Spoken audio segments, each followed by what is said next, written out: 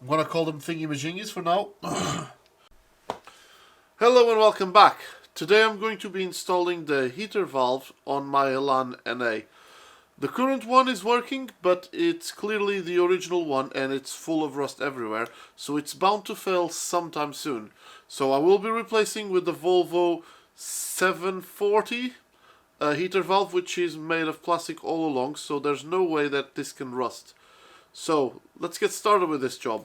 Right, so the first thing I'm going to do is to get a bit more access to the valve, so I'm going to remove this intake tube.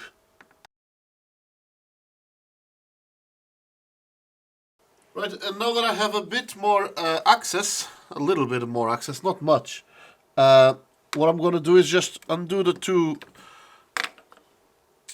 I'm going to undo the two, what's the name of these things?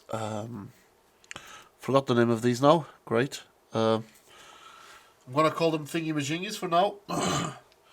So I'm going to do the two thingy-majingies, and then there's going to be a bit of a water leak, because I've not drained any coolant.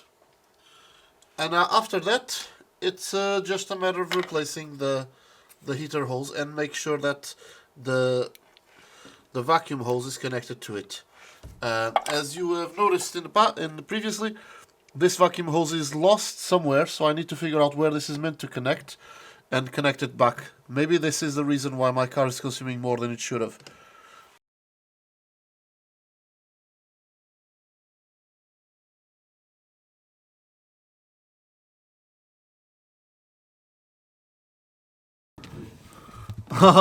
And there it is.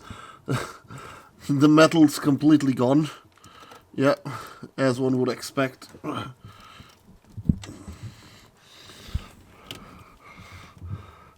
So this kind of makes my life easier in a way, because I can just pull things out.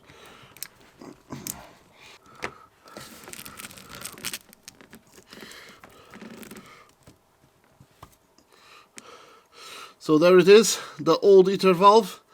Metal part corroded as usual, plastic part perfectly fine. Just gonna connect the vacuum hose straight away so I don't forget about it.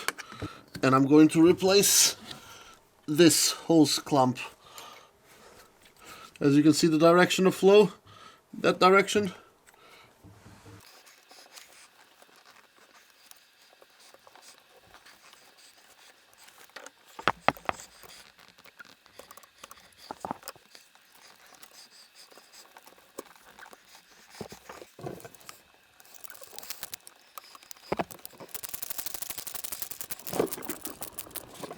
It is the next day at the moment.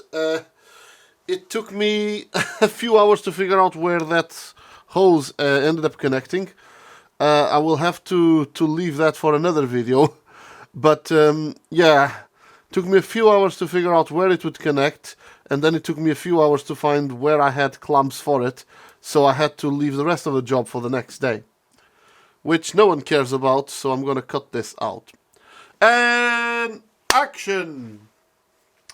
So it is the next day. I have been very busy with the little hose that was in the back, and now that the heater valve is connected, all I have to do is just put everything back together, and I will probably have my car running again.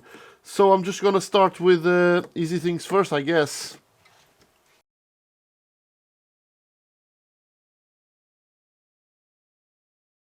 It is very obvious that this car was designed to have a turbo. They weren't joking when they made this car have a turbo. It's quite obvious that this hose was not meant to bend in that angle.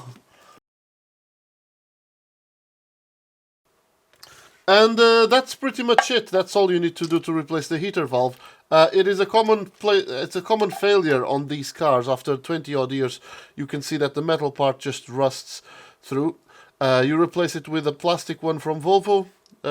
They used to be 10 quid, now they're 20 quid. Well, you gotta blame the Russians for it, I guess. So that's it for this video. Thank you for watching. I hope you learned a thing or two, and I will see you in the next one.